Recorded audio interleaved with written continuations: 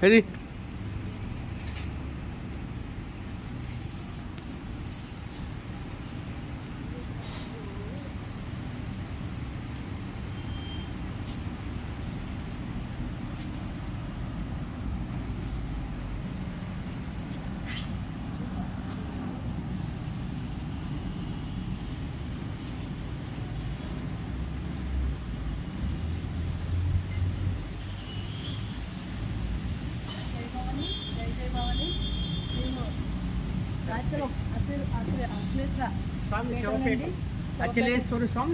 శివపేట నుండి అలాగే వావిలపాడు గంగాభవన్ పేట నుండి మేము వచ్చామండి.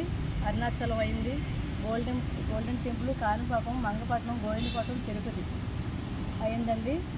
అలాగే